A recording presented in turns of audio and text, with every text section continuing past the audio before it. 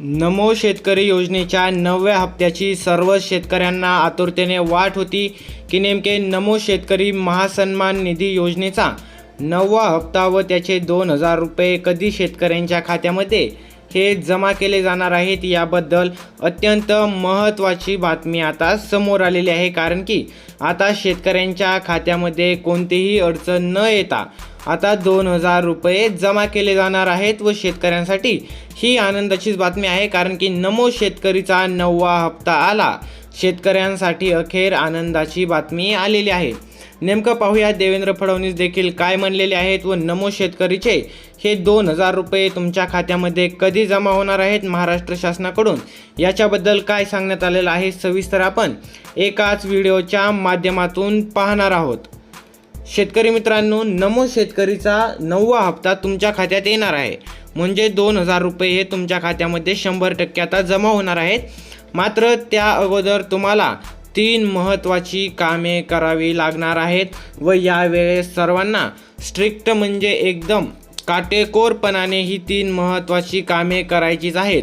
जर तुम्ही ही 3 कामे नाही केली तर तुम्हाला नमो शेतकरी योजनेचा 9वा हप्ता मिळणार नाही, म्हणजे 2000 रुपये तुमच्या खात्यामध्ये टाकण्यात येणार नाहीत।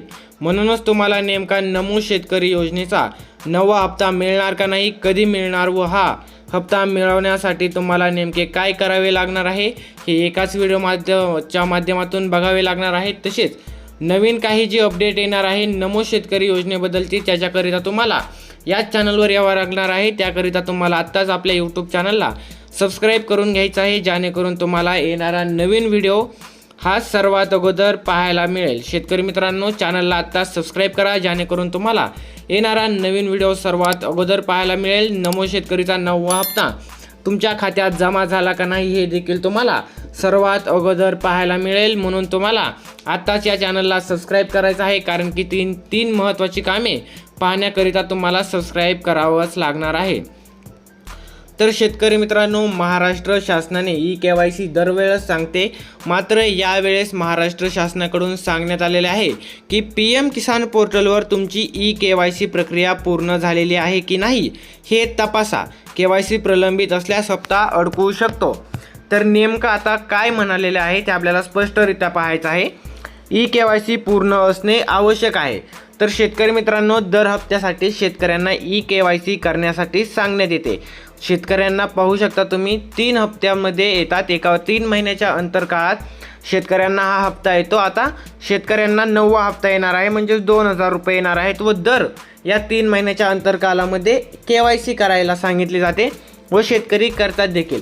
आता 8व्या हप्त्यासाठी शेतकऱ्यांनी KYC केलेली असेल तर तीच KYC तुम्हाला झालेली आहे की नाही आता चेक करायची, म्हणजे तुम्हाला 2000 रुपये देखील लवकर येतील। तर कसं पाहायचं आहे, तर PM किसान पोर्टलवर तुमची ई-KYC प्रक्रिया पूर्ण झालेली आहे का नाही हे तुम्हाला चेक करून घ्यायचं आहे, जेणेकरून तुम्हाला PMचा नमो शेतकरीचा 9वा हप्ता येणार आहे आणि हे तुम्हाला PM किसानच्या पोर्टलवर चेक करायचं आहे। जर तुमची चुकून का होईना पण KYC प्रलंबित असेल तर तुमचा हप्ता अडकू शकतो, म्हणजेच तुम्हाला 2000 रुपये मिळणार नाही आहेत। म्हणून तुम्हाला हे काम लवकर करायचं आहे, नाहीतर तुम्हाला 2000 रुपये हे मिळणार नाही आहेत। तसेच PM किसानचे 2000 म्हणजे 4000 रुपये हे मिळणार नाही आहेत। म्हणून लवकरात लवकर तुम्हाला हा व्हिडिओ संपल्यानंतरच PM किसानच्या पोर्टलवर जाऊन चेक करायचं आहे की तुमची ई-KYC झालेली आहे की नाही।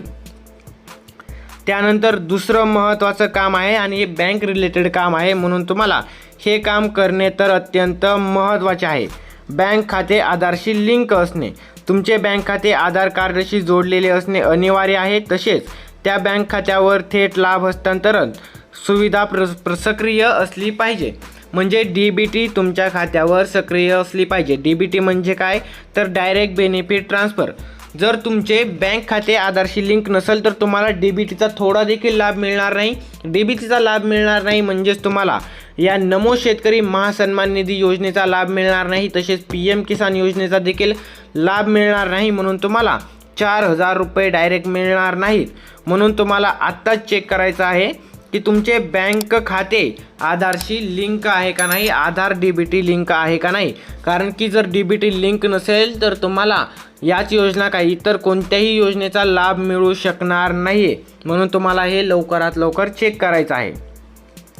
त्यानंतर शेतकरी मित्रांनो, भूमी अभिलेख नोंदणी हा देखील महत्त्वाचा मुद्दा आता महाराष्ट्र सरकारकडून सांगण्यात आलेला आहे. तुम्हाला पोर्टलवर तुमच्या जमिनीची नोंद म्हणजे लँड सेंडिंग यस असणे अत्यंत महत्त्वाचे आहे आणि 7/12 आणि बँक खात्यावरील नाव जुळत असल्याची खात्री करून घ्या. जर तुमचे 7/12वरचे नाव आणि बँक खात्यावरील नाव वेगवेगळे येत असेल तरी देखील तुम्हाला हप्ता मिळायला अडचण येऊ शकते, अडथळा येऊ शकते व तुम्हाला 4,000 रुपये मिळू शकत नाही आहेत. म्हणून तुम्ही हे देखील चेक करायचं आहे. भूमी अभिलेख नोंदणी लँड सीडिंग स्टेटस तुम्हाला चेक करून घ्यायचं आहे. कारण की काही जणांचे काय असते की 7/12वर वेगळे नाव असते व बँक खात्यावर वेगळे नाव असते. त्याच्यामुळे देखील त्यांना आता कोणत्याही महाराष्ट्र सरकारद्वारे सरकारी योजनेचा लाभ मिळणं बंद होणार आहे. म्हणून तुम्हाला हे चेक करून घ्यायचं आहे. पोर्टलवर तुमच्या जमिनीची नोंदणी लँड सीडिंग यस आहे का नाही हे तपासणे अत्यंत महत्त्वाचे आहे.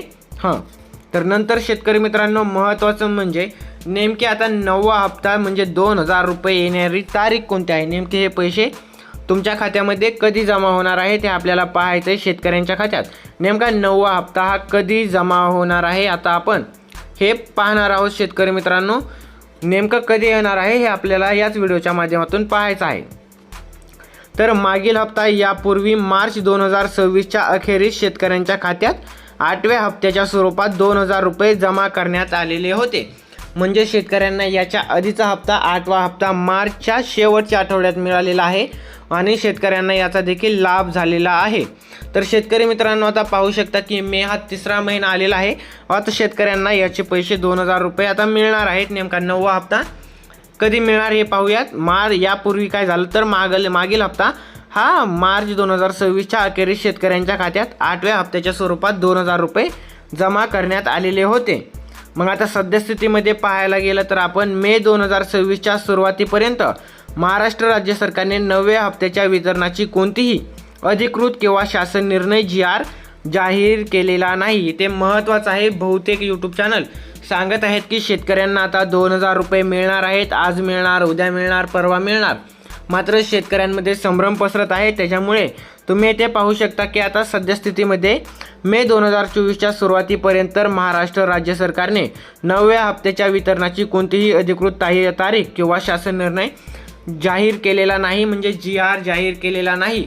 म्हणजे आता अधिकृत GR आलेला नाही. म्हणून सांगता येणार नाही की शेतकऱ्यांना नेमके हे 2,000 रुपये कधी मिळणार आहेत. मात्र शेतकरी मित्रांनो, PM किसानचा हप्ता शेतकऱ्यांना मिळालेला आहे. मग आता हा देखील हप्ता मिळणारच आहे.